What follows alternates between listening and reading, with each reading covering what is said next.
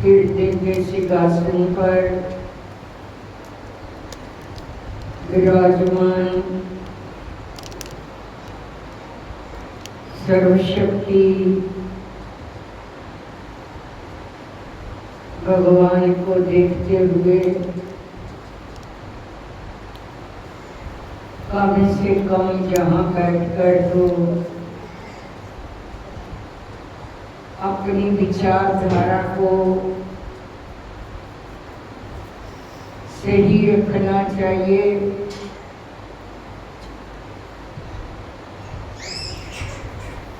देखिए,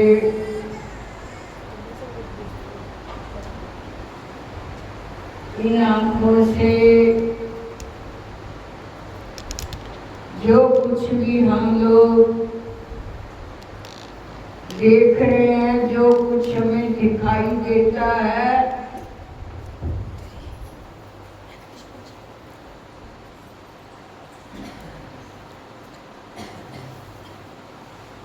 इस संसार में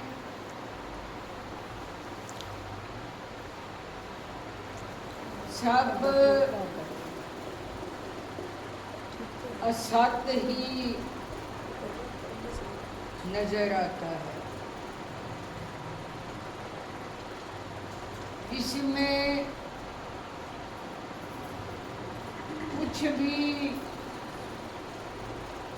सत्य नहीं है। यदि कुछ भी सत्य नहीं है, जिस शरीर को हमने धारण किया है,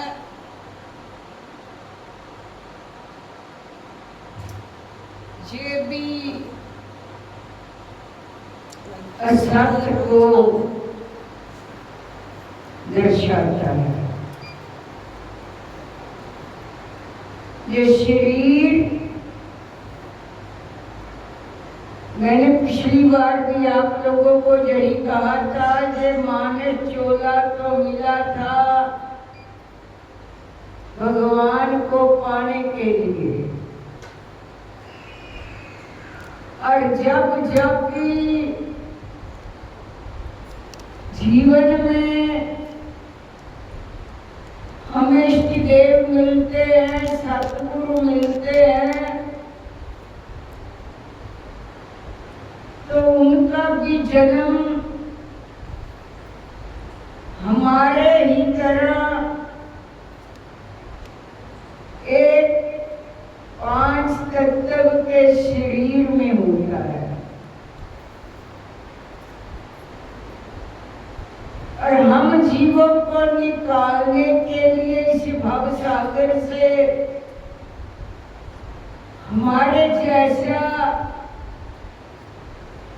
वो भी जीवन जीते हैं, जैसे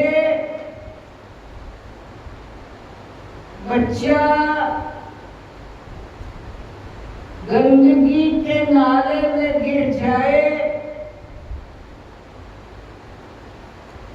तो माँ आगे पीछे नहीं देखती, पीछे ही छलांग लगाने की कोशिश करेगी कि बच्चे को बाहर निकाल लिया जाए।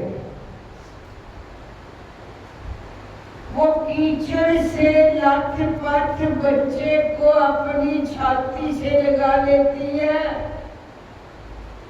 उसके बाद उसके वस्त्र उतार कर उसको स्वच्छ करती है, पवित्र करती है। इसी तरह से सतगुरु भगवान, संत महापुरुष हमारे ही तरह जीवन में जन्म लेकर संसार में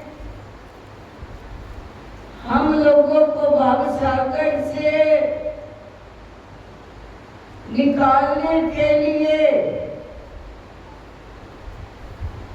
हमारी तरह ही जन्म लेते हैं, क्योंकि हम जन्म से ही कीचड़ से भरे हुए हैं। अज्ञानता के कीचड़ से पता नहीं कितने कीचड़ से हम लोग लथपथ हैं। पहले तो हमें इस बात की भी खबर नहीं है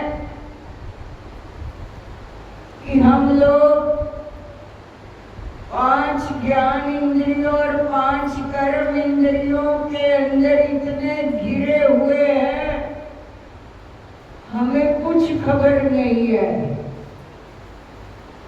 इनसे भी हमें बाहर निकलने का जो मार्ग है वो सतगुरु ही बताते हैं, वो इष्ट देव ही बताते हैं।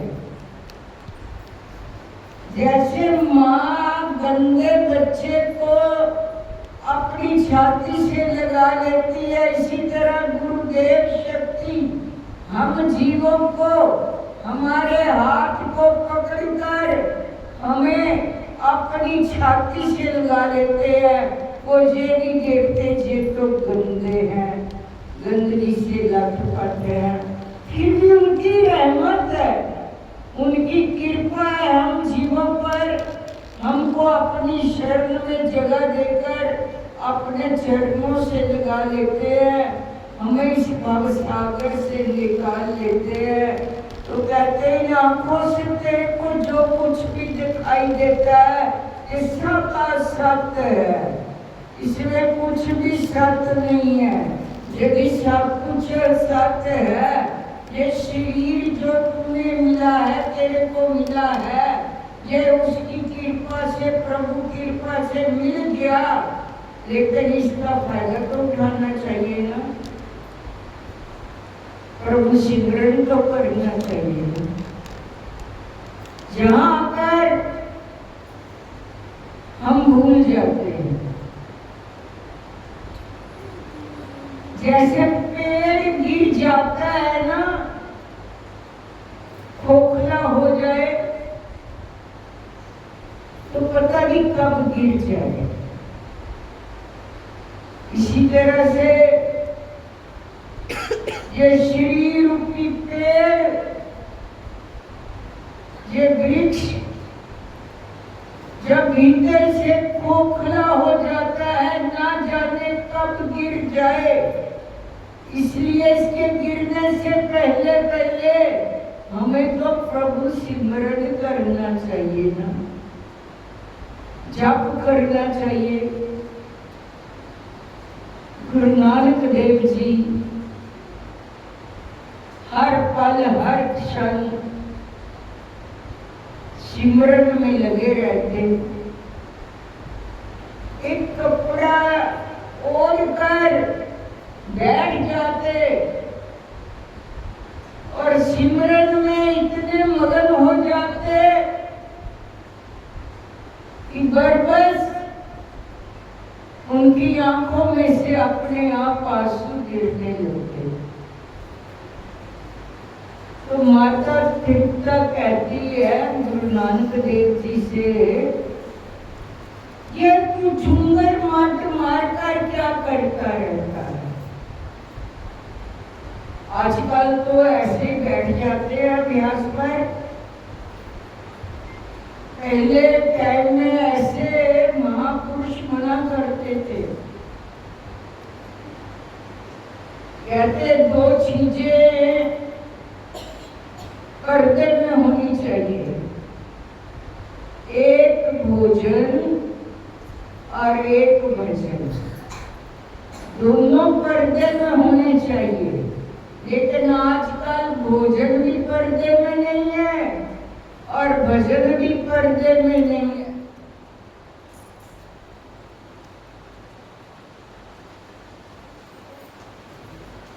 लाइट दोबारा आगे से पे चल रही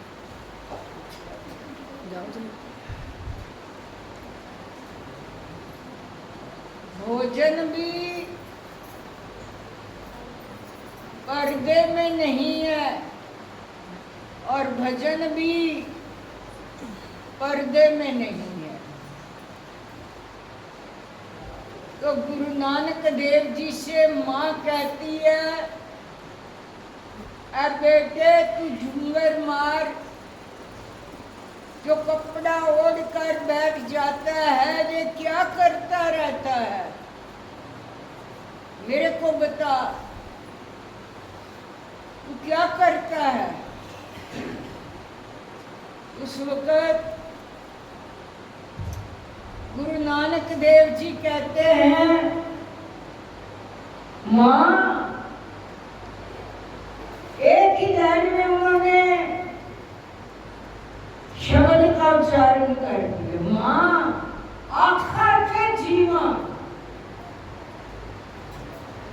महापुरुषों की भाषा को समझना कई बार मुश्किल हो जाता है।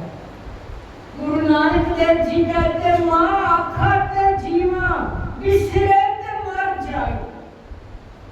अगर मैं उसका नाम लेता हूँ तो मैं जीता हूँ, यदि मैं उसका नाम नहीं लेता,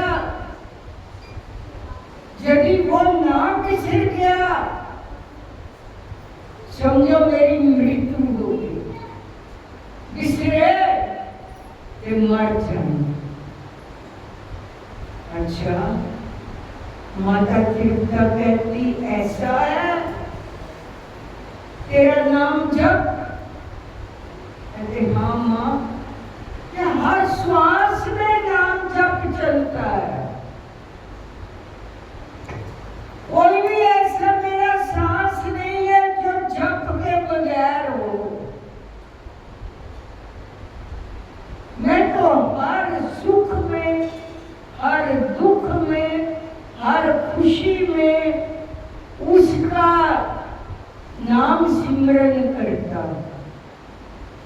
हम लोग भूल जाते हैं, थोड़ा सा जीवन में आनंद मिला, खुशी मिली, भूल गए, थोड़ा सा दुख आया, तकलीफ आया, चलो भी भगवान को याद कर लो, चलो भी ऐसा कर लो, चलो 5 व्रत रख लो, ये ऐसा कर लो, ऐसा कर लो। वो तो तुम्हारी हर पल, हर क्षण सुनता है। जरूरी थोड़ी है वो तकलीफ में सुनेगा।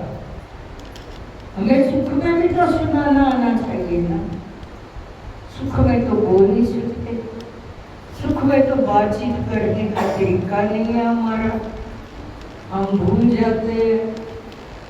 तो गुरु नानक देव कहते हैं, माँ मेरा सांस ही तब चलता है जब मैं सिमरन जप करता।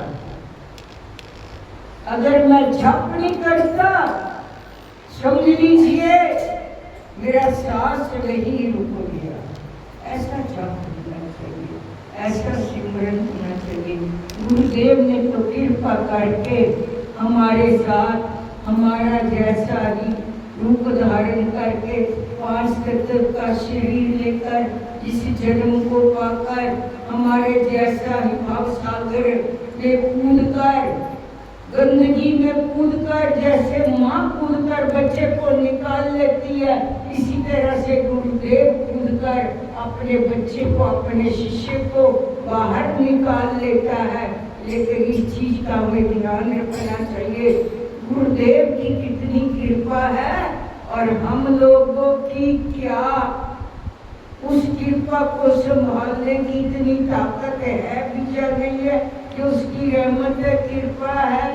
तो हमें तो भी कुछ करना चाहिए। हमें तो बस इतने ही कहा गया ना, जप किया करो, सिमरन किया करो, ये भी नहीं होता। क्या करना होता है?